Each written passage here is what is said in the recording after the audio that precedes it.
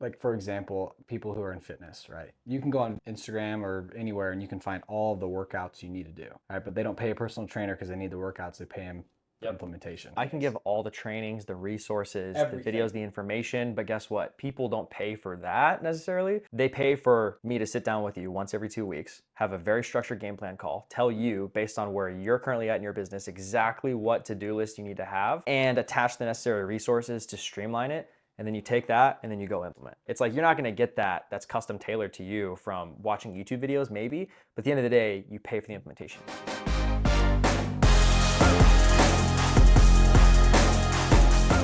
All right, everyone. Welcome back to another episode today of the Benjamin Sailor Show. Today we have a guest with us, Krauss, on here. Ridge owns a coaching agency, coaches videographers, and he's been able to scale that. Oh, wait a second. You started a videography company and you scaled it to what, over 40K a month? Yeah, it was just like a local lean team video agency here in Boise, and then got to 40K a month, and then decided I wanted to pivot over to coaching. So now I'm showing other videographers how to scale their business. Dude, I bet you what you're doing, you're helping so many people. There's probably so many people who are like, dude, how the heck do I scale a company? It actually doesn't really work. No, I'm just kidding. Yeah, no, it's she's like, it's actually just a scam. We shouldn't have had this person on the podcast.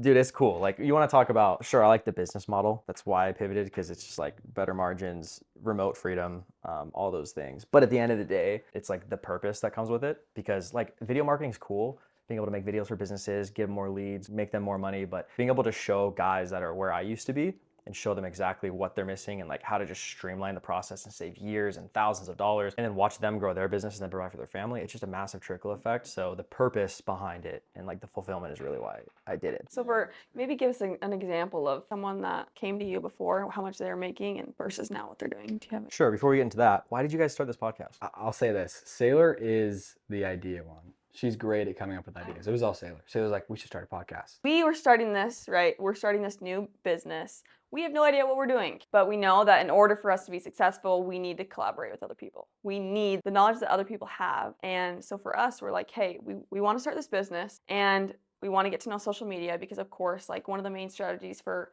business marketing these days is influencer marketing and ad marketing online. And so we're like, we don't know anything. So why don't we do 3 things at once when we're starting a podcast? Number 1, we get to know people and they'll be able to give information about how it can help our business. Number 2, we need content for social media. And number 3, we also want to give back to our audience and we want to be able to grow a following. Perfect. She hit it right on the head. She's like, exactly. This is my understanding. Realistically, it's like we just wanted to meet more people. Like situations like this, where if we never would have gotten on social media and all this kind of stuff, we probably would have never met you. And you've already taught us so much about all of this. It's specifically for relationships like this. It's funny you say that, because podcast is actually a slept-on strategy. Building a business is what I did, and it brought me so much revenue. It's funny though, because I was really hesitant on starting my own podcast, but everyone and their mom has a podcast nowadays. Yes. They're like, we should start a podcast, when in reality, no one actually wants to listen to you.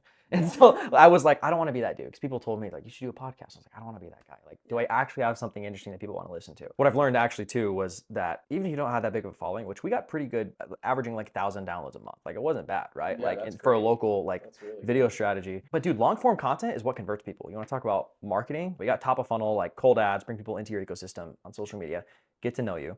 But then they need long form content to digest, to really build trust with you, know who you are, and then want to actually buy from you.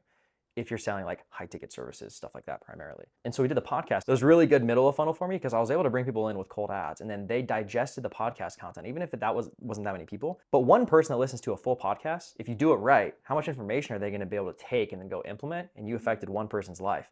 Like, as long as you have a good structured podcast, you bring the right people on too. But going back to it, it's a really good strategy because you're able to meet people you probably wouldn't have otherwise met before. And so what we did with the agency, this is one of the things we teach in our program actually, is start a podcast with your ICP. What is ICP? I have no idea what that is. Ideal customer profile. Okay, so let's say you're a video agency, you niche down into working with attorneys. Let's say that's your niche, that's who you work with. Start a podcast, cold DM a bunch of attorneys and say, hey, we got a podcast, want to come on? We're going to give you a couple reels for free. We'll be able to collab with you, going to be like get you free content in exchange to come on, ask questions. And it does a few things. Like when you're able to do that, it's a really low barrier to ask. You're not asking anything, you're giving value. So they're always going to be like, yeah, absolutely. And then boom, now you have a lead. Now, what do you need to convert a lead? That's really the biggest thing. They need to trust you. Trust and actually have a good product. So you bring them on, you build trust immediately by having an hour-long conversation. You navigate it correctly by asking the right questions, and then you're able to both get information on your ICP by asking questions, get to know like, okay, what specifically do you struggle with? What are you good at? Like, what do you owe your success to your business? Get to know them, and then you talk about you, and then by the end, they're gonna be interested and be like, tell me more about what you have going on. And then you schedule a sales call, and then you close. So a podcast can be a really good strategy in a lot of different ways, because most of the time when you reach out and you do like cold DMs, they're like, hey, I think I can help you do X, Y, Z. Like, you're interested in having a call? And they're like, nah, dude, I don't want to buy anything. Like, stop trying to sell me. But if you're like, I want to make some free content for you, bring it on a podcast. I got this many viewers. Even if you don't have that many viewers, they don't care. Bring them on, navigate that way. So it's a really good strategy depending on if you know, like, what is the outcome? I think that's the biggest thing that people don't think about is they're just like, we should start a podcast, but they're not clear on who the audience is and what's the outcome. Like, what do we want to come from it?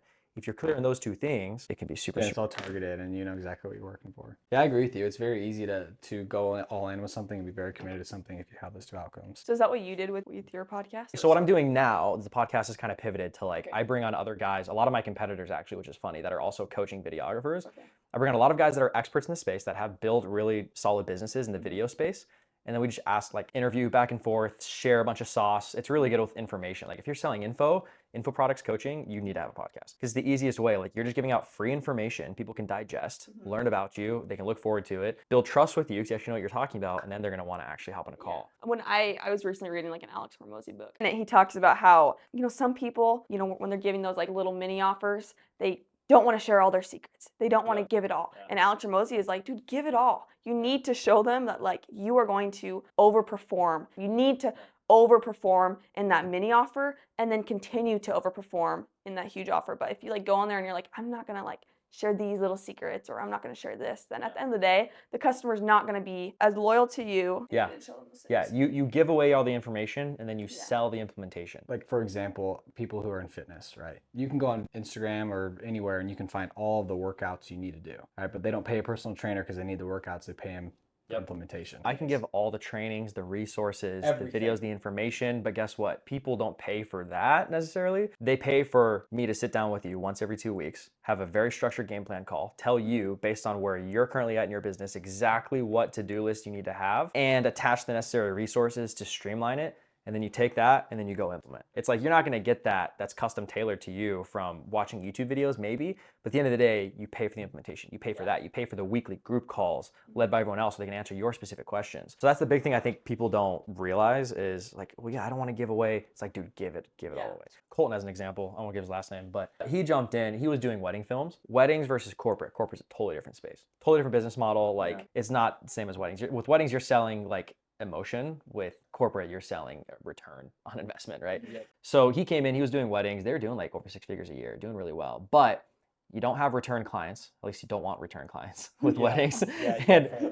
So it's like LTV per client is really, it's like $4,000 done. That's it, right? All that time you spent nurturing them, building trust, closing them in a sales call, just to make what, 4, 5, 6 grand, and then you got to go find the next one. That's why with like the video retainer model, it's so beautiful because if you know how to do it correctly, you know how to find the right people, time you put into actually closing them, make 2 to 5 grand a month the first month, and then every month thereafter, as long as you know how to nurture properly and have good retention, that's where it's at. So he was like, that's what I want. So he came across my ad, watched a couple of my YouTube videos. He's like, all right, this dude knows what he's doing, apparently. And then he booked a call with me, but it was like 2 months, kind of rocky, didn't really get many results. And then all of a sudden, within like 30 days, give or take, dude like closed multiple deals and got to 10K in recurring revenue monthly from a brand new offer. And now he's starting to build the team, got a few guys under his belt, some editors, project manager, he's looking to potentially partner with someone, just got a studio space. And I love making business simple scales. People overcomplicate it way too much. It's like, dude, okay, you're doing 10K a month. What are your margins? Right now, it's like 80%. It's like, cool. So you got funds to be able to spend to scale further. Now, where's your time being allocated? I think that's another big thing. Like, if you can just do a simple time audit. Dan Martell, you know that dude? Okay. So he's got a video on him yesterday. I was on a mastermind call with him like a few weeks ago. I think I might have told you about it. Yeah, and it was really good. A time audit is huge. He came to me one day and he was like, dude, I don't know I'm so stressed out. I'm working all the time. Like, I don't know how to scale. What do I need to do next? I was like, well, let's do a time audit. And then we found by just putting it on paper, I was like, dude, you're spending 40% of your time just editing videos. 40% of it.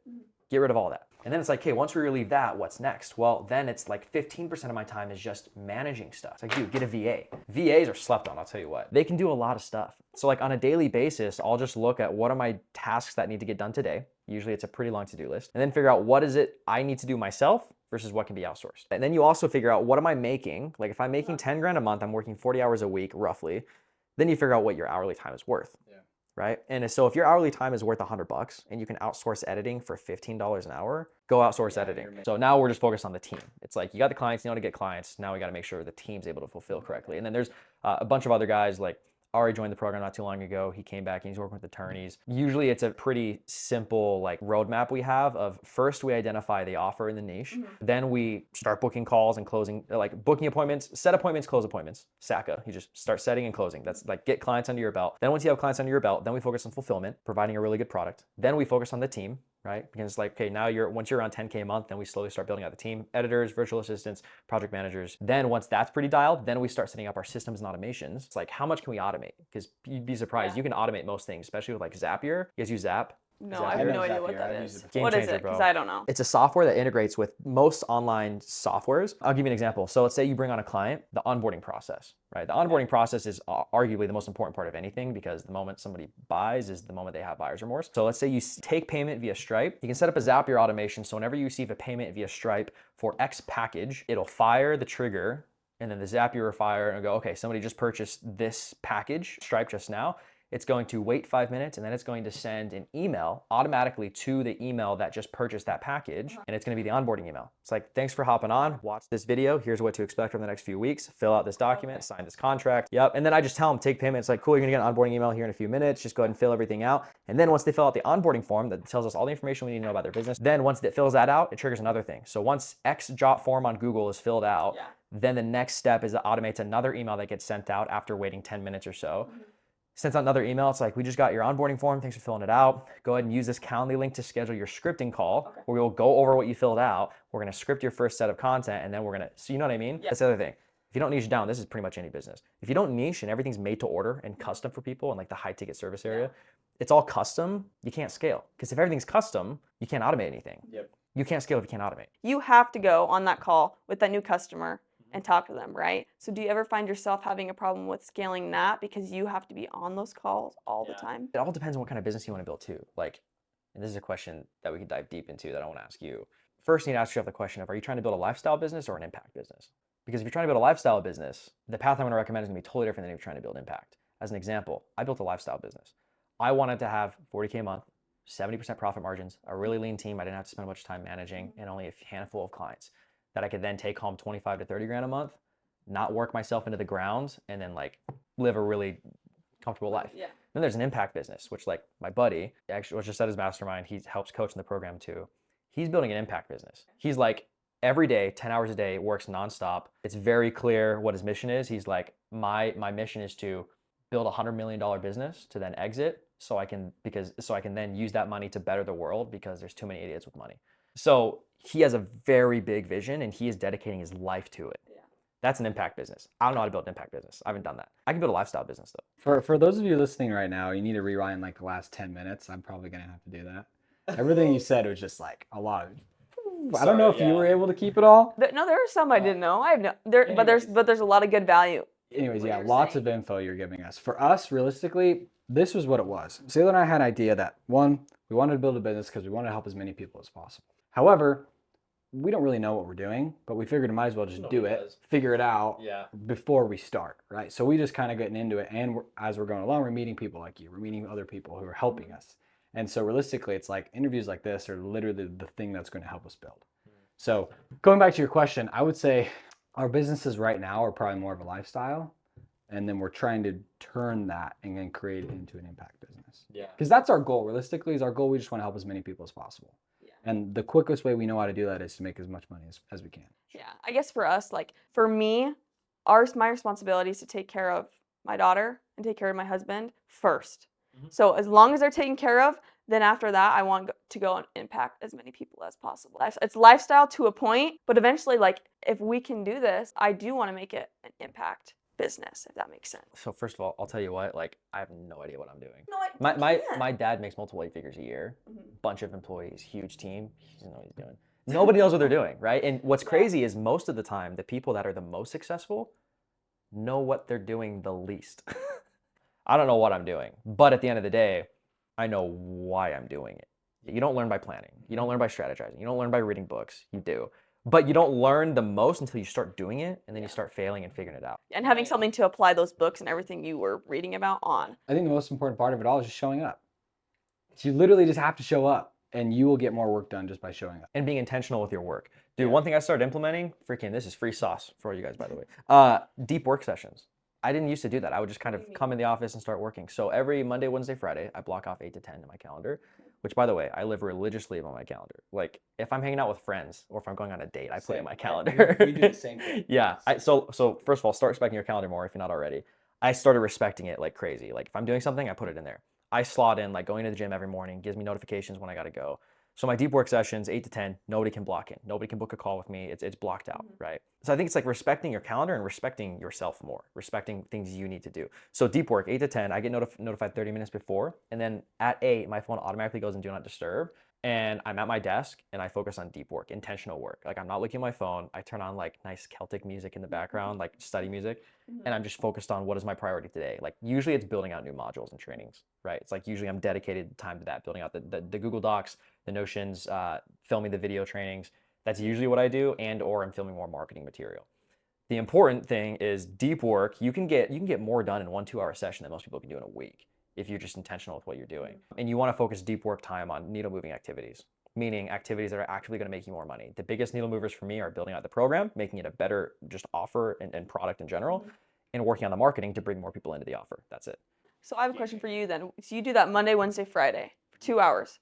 So how did you decide that you needed to do it only 3 days a week and you needed to do it for 2 hours a week? So I just enacted this like maybe about a month ago, and it's like Monday, Wednesday, Friday for now, just 2 hours, focused work. Commit myself to doing that. And then once it's a habit and I just start doing it, then we'll add more to it. But another reason is Tuesdays and Thursdays are my coaching call days. So those are slotted off for those. And so like all day long, I'm just on calls. So usually it's like Tuesday, Thursdays, coaching call days. Monday, Wednesday, Friday are like building out the program, marketing, stuff like that. Yeah. So you mentioned working out. How do you fit working out in your schedule? You make time for it. You just make time. When do you do it? It's different. I try to go in the morning at like 6:45. If I don't go though, then I have to go in the evening. But yeah, it's a non-negotiable. So that's the other thing too, is like set and figure out your daily non-negotiables. We have this in our program. We even have a module on how to figure out and determine your non-negotiables. And it's really easy. Figure out what your 90-day goal is. You talk about goals all the time. What's your 90-day goal? And then work backwards. For example, if you're like an agency owner selling high ticket and you want to get to 10K a month recurring revenue from zero, and your average price point per package is $2,500 a month. If you want to get to 10K MRR, you got to add 4 clients. If you have a 90-day time frame, or let's say 2 months, 60 days for math's sake, 60-day time frame, 4 new clients, that's 1 new client every 2 weeks. It's like, okay, what does my output need to be to ensure that I get 1 new client? And that's where it's important to know your KPIs, your key performance indicators. Get good at running ads so you know your customer acquisition cost. And or if you don't have funds to spend on ads, get really good at outbound. Have really good outbound messages, send X amount a day. So we have like this whole module breaking down all the numbers. So it's like, okay, if you have to send, let's say you need to send out 50 messages to book in 10 calls and then 5 show up. Of those 5, you close 1 person. So what does that tell us? I got to send out 100 messages to close 1 new person. So then it's like, if I want to add 4 new clients, how many messages do I have to send? 400.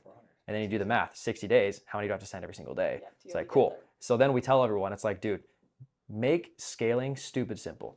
Stop overthinking your offer. Stop overthinking what kind of ads do I need to run. Stop overthinking like, what do I need to put this word here or punctuate it here, or like, do I do this? Like, dude, work backwards.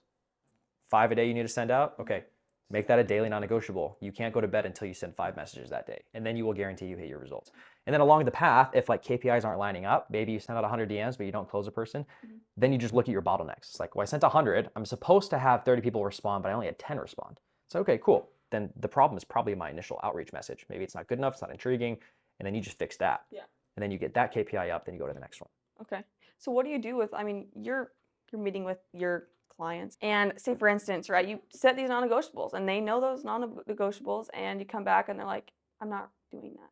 So that's a good question. That's something we're trying to get really good at. Because I feel like if you're going to be a really good coach, you can't just say, here's your to-do list. Don't come back if you haven't done it. And then they show up and like, I didn't do it. And then it'd be like, well, why not? Like, I think it's really important to realize that everyone's human. I'm also going to hold you accountable though, right? Like, you spent thousands of dollars in this program. I'm going to hold up my end of the bargain and make sure you get results, right? But you can only lead a horse to water, right? And sometimes you can't even lead the horse to water in the first place. But it's like, listen, you made the commitment with your money, but that's not the secret sauce. That's just getting your foot in the door. The secret sauce is actually taking the action and committing. So I think what's really important is if people aren't implementing, okay, well, why do you think that is, man? But like genuinely asking. It's like, did you get done what you needed to get done? No. Okay, well, why do you think that is? Yeah. Well, I'm just super busy. Okay, walk me through your day. Like, how are you spending your days? Well, I don't know. Well, think about it. So I write it down. Hours. Break down your day for me. Okay. And then usually it's as simple as just diagnosing, okay, dude, why are you spending your time on this? So I think it's really important to understand and get really clear on why they're not doing it. Okay. Now, at the end of the day, there's some people that just won't put in the work. Yeah. So as a coach, when do you know that you need to stop coaching someone because of their behaviors? There's been a couple, I think, that have like shown frustration. One person asked for a refund, and I was like, yeah, sure, dude, like we can chat about that, but you gotta hop on a call with me first. And he was like, I don't wanna hop on another call, like I just want a refund. And I was like, listen, man, there's a couple options. Either one, I can remove you from the program, which I don't wanna do, but I can only help you if you want help. I wanna remind, and then you gotta remind them of why they joined in the first place. So it's like, I wanna remind you, like when you first joined, this was the outcome you said you wanted. This is the pain point you have. Here's your bottleneck. This is what you need help with. Has that changed? No. No. It's like, okay, cool. Well, listen, I held up my end of the bargain. I gave you everything I could. I showed up to the calls. I gave you all the resources. I'm showing you, like, I'm answering whenever you have messages. I'm holding up my end of the bargain. At a minimum, I'm going to expect that you do the same, because if you're going to pay this much money, I'm going to hold you accountable. I'm not going to let you just throw on the white flag and be like, give it back, because then you're screwing yourself. And I'm not going to let that happen to you. Right? So you just got to re-put it back and like, dude, like we're in this together. I need to be the person you run to with your problems, not away from. So I'm willing to hear you out. And if you want it, then I'll give you a refund, but we got to hop on a call first. Fair? And he was like, yeah, okay, sure. Hop on a call, talked about everything. 9 times out of 10, this is one big thing I've learned, like in business. There's 2 sides to every single story. I'm still learning, but I feel like the best coaches are the ones that speak the least and ask the most questions. The best leaders are the ones that don't talk and ask questions instead. Yeah, I agree. When we both served a mission for the Church of Jesus Christ of Latter-day Saints, and there's Where'd you go? I went to Arizona. Hey, Yeah, where'd you go again? Philippines. Yeah. That's right. Yeah, okay. Two very different Very different. demographics. So anyway, when you go on a mission, there's like this manual where it basically like outlines, hey, this is what you should teach, and then it also has on the back end how you should teach. And one of the main things they talk about in there is ask questions. The greatest teacher asks questions constantly. In order for you to know what you should teach, first of all, you have to get to know them, and you have to be, and you can only get to know them and truly know what they need if you ask the right questions. And so there's constant like exercises we did on our mission where we would have to practice asking questions. I think people assume too much. I think a really good skill that anyone should develop, especially if you're going to try to build any sort of a business, is self-diagnosis. Get really good at identifying problems yourself. And that's one thing we're trying to teach right now too, is like installing the idea of self-diagnosis. So people come to me all the time with questions. Like they'll Slack me, they'll be like, hey dude, like what would you do here? And my response is, what do you think you should do? That's one thing that we learned about too in the mastermind. It was like the 5 or 6 business principles of like $1 million entrepreneur. Here it is, $100 million business principles. 1, play full out. Give it everything. Like Hermosi made a post about this the other day, which really resonated with me. It's like, leave everything on the field. He's like, dude, if I don't come home at night exhausted and mentally whipped, I failed the day. 2, respect different perspectives. Now, I think that comes with a caveat. Respect different qualified perspectives, right? Like if you're going to take information from people, and a bunch of different people, you're going to get overwhelmed with different things. Respect different perspectives, but make sure they're qualified perspectives, right? 3, truly listening. It was interesting that they put that down there, truly listening. Like whenever there's a problem, the quicker you can be to immediately come to the problem and say, okay, help me understand, but genuinely ask, like, help me understand where you're coming from on that. Then they tell you their perspective, and then you do your best to put yourself into their shoes and go, okay, I can see how how you'd feel that way. Yes. Right? Yeah, like that's huge, and it's much easier said than done. That is not easy to do. Yeah, for sure. And that's another thing that they talk about in the manual is one of the things they taught us is when you are talking to someone, like if they have a question, you need to first state that, hey, I think your question is this. Is it right? Yeah. Okay. All right. Then I'm going to answer your question and then go off of that. But unless like acknowledge their concern. you have to acknowledge their concern first. And then they'll be so much more interested to listen to what you have to say. Yeah, because they feel like you're truly listening. Or they'll be more excited to tell you exactly what the problem is. Yep. That's another sales tactic too, or just conversation. Yeah. Like that's just in general, not even sales. Yeah. People just want to feel heard, like, and understood. You know, like every human being at their core, we want to just feel heard. So if you can take that, apply it to sales and business, apply it to interpersonal relationships, like everything. Well, asking questions and then controlling emotions. Those are probably the hardest things that I struggle with. And also not dealing with problems immediately and instead giving it time. Like whenever there's a problem, whether in a relationship, Dude, it's literally or whenever bro, Sailor and I get in an argument, I just want to fix I'm like, it. what's going on? Like, how do we solve it? Yeah. She just is like, I need some time. Yeah, and then I'm like, why? No, solve it like- right now. Like, I'm not giving you time. Yeah. And then yeah, dude, I do that all the time. I think most men do it or try to do it at least. It's Yeah, like well- solve the problem, and then women are a lot, in my opinion, a lot more emotionally intelligent than men, generally speaking. Oh, I totally agree with you. Yeah, like 100%. Dude, we suck. and so they're like, no, give me time, process, think. Then we come back and have a productive conversation when emotions have subsided. It's so much better. It makes Every time. conversation literally 10 times. But I'm This so is- impatient, bro. This is how an argument goes with us all the time. One of us gets frustrated. We start yelling at each other, this and that. We walk off, storm, slam doors, right? Yeah. Anyways, we eventually come back to each other. Quiet, head down, sluggish. I'm sorry. And we both usually say, I'm sorry. Yeah, I usually self-diagnose first, unless there are times though when I know I'm not wrong, and I truly and I will stand by that. Like I know that hey, I didn't make a mistake, and eventually he does come around to it, and I'm serious. But takes me a long time. but there are times that I just know. I know that what I did was the right thing, and I just need to wait for him. Another thing too that is really important in business and in life is communication is huge. Communication, asking good questions and listening. I'm great at asking questions. I ask questions all the time, but I'm not so good at listening. And so I'll ask a good question, they'll say something really good, and I'll be like, I'm sorry, I didn't listen to anything you said. They're like, that's probably my biggest downfall. But like when I was in sales, that's what I was really, really good at. Was I'd walk into someone's home and I would get them to love me. Like love me, inviting me over for dinner, giving me stuff. Like I had this lady one time, she spent like maybe $40,000 with me. And she sent me packages of, I'm a fidgeter.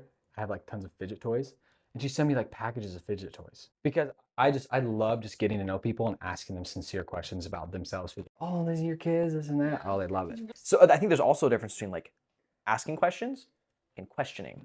Talk about like from a relationship perspective. So going back to the idea of asking questions versus questioning, there's a difference between asking a question and saying, well, what do you mean by that? And then questioning and saying, what do you mean by that? It goes into another idea of like whether it's a business conversation or relationship or interpersonal, you name it. This also alludes to I don't mean to self-deprecate so much of this, but it also alludes to like the emotional intelligence factor of like how much further I have to go. Because when you're in these moments and emotions are high, that's where you're really tested. That's where it becomes difficult because then emotions start to cloud the rationale and the objective judgment. So what's questioning versus asking questions can prevent like a branching of an unproductive conversation. All deals with your intentions, whether you're asking questions to actually ask a question, or you're asking a question because you know the answer and you know what they're going to say is something different. You assume the answer. Yeah. So when I was at this mastermind at the towards the end of it, I did a lot of like journaling and writing down like self-diagnosis, identifying things that I need to improve on in like order of priority, and that's definitely one of them. Because it's one thing to say communication is everything. It's another to actually diagnose what specific parts of communication people suck at, and then being real with yourself and saying, I suck at this. I need to get better. Because if you can't do the first part, which is realize what you're not good at, you're kind of hopeless, right? It's helpless. I have a really cool story. I went to a 10X Growth Con. Did I tell you about that? And yeah, a buddy of mine, it's hilarious. A buddy of mine are riding in this Uber. We're going to just get some food. And this chick gets in and she's like, oh yeah, I was listening to 10X Growth Con, like in the car. And she's like, something I've noticed is I'm just really, really bad at listening. I'm just really, really bad at asking questions. And so I've really been working on asking questions. And the whole ride, dude, I kid you not, the whole ride was just like her talking about herself and me just asking her questions. And then your buddy just laughing. Like just laughing the whole ride. Oh, it was. I tried not to laugh so hard multiple times because she'd be like, "Oh, I feel like I'm really getting better at just asking questions." Like, oh, so what makes you feel like you're getting better at that? And in situations like that, I know that I helped her because not a lot of people are willing to actually ask questions to someone who just talks about themselves all the time. It's hard to do that over and over and over again. People like that, that's where uncomfortable silence is necessary. Yeah. It's like somebody's talking and then you just like.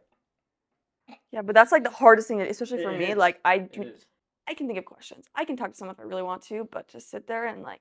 They're gonna do one of two things. They're gonna either keep talking, or they're gonna sit and think. So what do you think? You know what I mean? Okay, this is a good one I wanted to ask. So what aspect, and this is both of you guys, separately answer. What aspect of your personality or habits have you had to change or improve the most to be successful in what you're doing now? When there's something that I am nervous about, I tend to put that on the back burner. Like it's like I have 10 things to do for the day. It's the most important, but because I'm like a little unsure about it or I'm not quite sure if it's the right thing to do and I don't want to think about it, I put it on the back burner. And it becomes like the last thing where it's like 2 weeks later, Ben's is like, "Hey, you're supposed to call that girl." And I'm like, "I haven't done it because I'm nervous. I don't know if she's going to say or I don't know if she's going to accept it or not." And that's a really bad habit of mine because usually it's the things that need to get done the most that I just throw away because I don't want to deal with it. How'd you fix it? Like, It's recognizing that I'm doing that. That's always the first step, is recognizing that I'm doing that. And then if I really do need help, I'll go and tell Benj about it and he'll like comfort me, tell me that it's going to be okay. Yeah. But I also am trying to not do that because I don't want to give him the control to make me feel better, if that makes sense. Yeah. So I know that I have to fix it, but it's first of all just recognizing that that's what I'm doing. And also another thing that helps is thinking of the worst thing that can happen and being okay with it. that's something I struggle with too. Yeah. Like what's interesting is as a coach, like the idea is that they should be coming to you with problems so you can help solve it with them. Yeah. But me, I have a coach too. I spend a lot of money on coaching for myself, as you should. One thing I struggle with is like from a business side, all day long, I'll go to my mentors, ask questions, like get feedback. But personally, personal problems, whether it be emotional, whether it be like just in my head about things, you name it. It could, and at the end of the day too, like I do believe that all business problems are personal problems. But I have a hard time going to people and asking for help, which is interesting because like I spend money on coaching, but there's also another side of me that I like don't want people to see. Yes. But I don't want to go to the guys that are looking to me. Mhm. I also don't want to go to my mentors because I don't want them to see my faults. Yeah. And I don't want them to see that like I also have insecurities, I have weaknesses. And so I'm afraid because like I want to paint myself out to be this picture, which then you don't go to a rabbit hole, trace it back down to childhood. Yeah. But that's one thing too that I'm trying to get better at is just being more vocal about problems because self-diagnosis is important, but you also got to know when it's important to ask for help. Yeah, and self-vocalize that so that you can be accountable Yeah. to those people who know. Yeah. And also make sure that who you're seeking help from again is qualified. Yeah, and that they're not gonna Yeah. misuse your Dude, I can't tell you vulnerability. I can't tell you how many times I've talked to guys like specifically in coaching that are like, "Oh, well, so and so said to do this." I'm like, "How much money does so and so make?" Like, what? Oh, they're doing like 10K a month. It's like, okay, like respectfully, are they where you want to be? No. Then why are you listening to anything they're saying? But it's like if you want to seek advice on relationship stuff, don't talk to me. I'm not the one that's qualified. Go talk to someone that is qualified to do that has a very healthy relationship. That you know what I mean. So whatever advice you're seeking, ensure that the person you're seeking advice from is qualified in that specific realm. Like it's one thing to go to a friend and vent, talk about things. And then it's another to like seek advice from a friend. And it's like, dude, take it with a grain of salt. Be very careful to take advice from. That's a big thing that I've learned too, is like taking advice from the wrong people can cost you a lot of time and money. Let's say like I have a lead flow problem. Go to somebody that knows how to generate a lot of leads at a very low cost and has a really low customer acquisition cost, right? Somebody that knows how to run ads and get leads and a lot more experience than you do. Or it's like, dude, I want to know how to build enterprise value and have a profitable exit in 5 years. Only talk to somebody that has done that before. And that's why it's important to have multiple mentors that have like different strengths because then you know who to go to. Like For that that's specific problem. I agree. dude, that's huge. Having the right Rolodex of mentors is huge, game changer. Yeah, that's something you broke down for me really easy. It's just like if there's already people who have achieved what you want to achieve, just go pay them to teach you. I've had a lot of sales calls with guys too, and I've had a lot of sales calls. I was just on one like last week, and he was like, "I'm 90% of the way in. I want to do this." I was like, "Well, what's the other 10%?" And he was like, "I just really want to do it myself." Like if somebody was like, "You have the solution to my problem, but I really think I can do it myself. I want to do it myself. So I think I'm going to do that instead of doing this." What would you say to that? I would say like, why do you want to do it by yourself? I would say why, and they'd be like, oh, okay, because I want the experience of it. Well, you can still get the experience of it. I have a book. Would you rather read a book? It's like, yeah, it's kind of like the equivalent of like, I don't need to read a book. I'll figure it out myself. Exactly. Like there's this book. It's like, okay, I need to figure out how to ask better questions. This book titled How to Ask Better Questions. Nah, I don't need that. It boils down to pride. I think it boils down to pride too. I don't think it has anything to do with price. I think it's all pride. Because then when they say that, they also want to be able to tell stories about them learning about those different situations. I came from nothing. I built it myself. Whereas, no help. they have no idea that if they just hired someone to do it, they would get way higher faster. And then they go to the next one. Then they talk about stories of how I just used other people to help me build. If you're just trying to build something because you want the glory, you're not going to actually make a lot of money doing it. You won't, because your purpose is for the glory. Purpose is for, you want to shine. And that's not the point of it. The point of it is to solve a problem. Solve someone else's problem and help them do it. There's a podcast clip he did that it is engraved in my brain. I think he was asked something along the lines of, what's your purpose? Like, what's your ultimate goal? And he was like, when it comes close for me to die, I always have this vision that I'm going to meet another version of myself in a different universe that is the fully realized version of what I could have been if I maximized everything I could have in my life. And I envision me getting to the end of my life on my deathbed.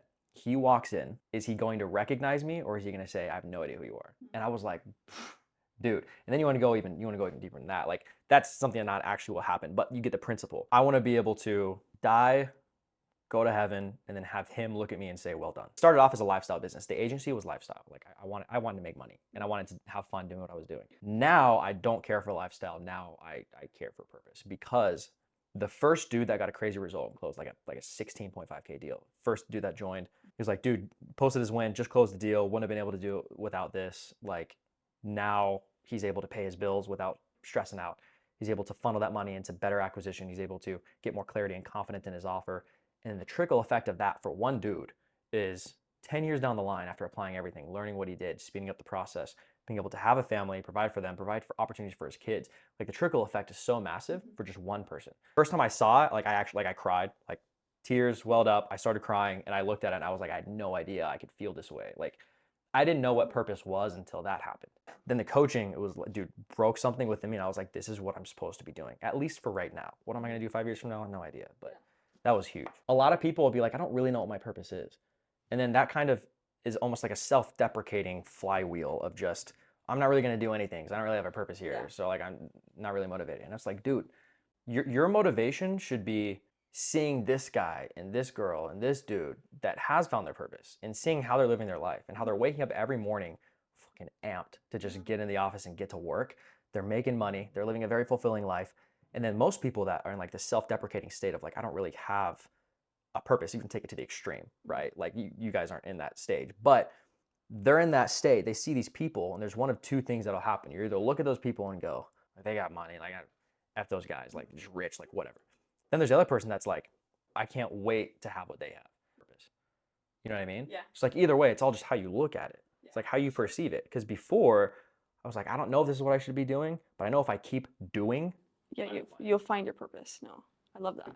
I think for all of our audience listening, that right there, what you just said, was really, really important. Yeah, I'll tell you what, like, if you want to build a personal brand, that's a different topic, but we'll talk about it. Dude, building a personal brand, very difficult to do, but I believe is the most valuable asset anyone can have. More than real estate, more than any like, it's the most valuable asset you have, because then you have authority.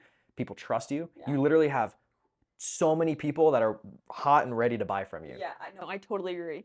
I totally agree with that. Like, they see you qualify yourself without even you having to actually talk to a person. I don't even actually having to get to know them either. Yeah, but they're like, they'll hop on call with you, be like, I feel like I already know you. Yeah. Right? Is that weird? Is that a weird feeling when people say that to you? It was at first. Now that, like, I hop on sales calls every time, they're just like, dude, I love your content, I love what you stand for, this and that. And it's like, I don't know who you are. It's kind of weird, but it's cool. Like, it's how you know you do something right. Yeah. I'll tell you right now though, like, I'm learning. It's one thing to see and study, it's another to doing and building a brand myself instead of just working with other clients and helping them build theirs. I learned so much. Like, I'm still learning so much about what works and what doesn't. At the end of the day, you need to just don't give a fuck about what people think of you. Yeah. And you need to actually be yourself. Yeah. Like, don't put on a front. Don't have any sort of a presence. Like, just be you, dude. Like, if you make weird jokes, if you cuss, do that. Be who you are. Don't change yourself for content. Yeah, and I agree. And that's one of the reasons why I've actually, like, really loved, and I encourage other people to start their own social media brand, because it has made me be more authentic in everything that I do, which is weird. Like, it's helped me to overcome not caring about what other people think. And I thought the opposite. I thought when I would start the social media brand, I would care about a lot what other people think. And now I'm like starting to just not care because I've posted so much. I'm like, whatever. Yeah. When you start running ads though, and you start being really consistent, actually building a following, and you start getting a lot of haters, a lot of people talking down, like, that messes with you at the beginning. At the beginning, it messes with you. It messed with me a lot. I started questioning, like, some dude that had no idea who I was saw one ad and started made a comment about, like, this is a scam. You should like something horrible, like kill yourself, something like that. I don't remember what it was. It was a horrible comment. The first real hate comment I got when I started going hard at building the brand, when I saw that, I questioned everything about what I was doing. I questioned my offer. I was like, is this what it was intense. It was so much more than what it should have been. But now I'm at a point where somebody's like, you should quit what you're, oh no, somebody was like, this is, don't trust this dude, he's a scam artist. And then I replied to the comment, and I was like, dang bro, you caught me. You should probably just quit. I said that, and then he responded, he was like, he commented back. He said, "You should." And then I responded back. I was like, "Yeah, that's what I said." That's awesome. Dude, if you like the best way to deal with haters, if you're doing it, first of all, that's how you know you're doing it right. If you don't have haters, you're not building a brand right. The best way to deal with them is like just agree with them. Yeah. If you're trying to build a personal brand too, like you need to be so clear on what the outcome. I think that's what holds a lot of I people agree. back is they don't know why they're doing it. Like they're posting consistently, they're doing what they're supposed to be doing, they're posting like talking head content, but it's like, okay, well, what is the success metric 1 year from now? What needs to happen for you to say all of this time and effort was worth it? What is that thing? You know what I mean? Yeah. That's where I'm at. Like I posted like a bunch of different kinds of content, right? Funny content, personality content, lifestyle content. I went to a content creator event last week, and they're like, "What is your end goal?" And I'm like, "I don't know." All right, there it goes. Well, thanks for joining, guys. We'll see you in the next one. Yes, yes. joining. Thanks, Rich. Catch up with you. Cool.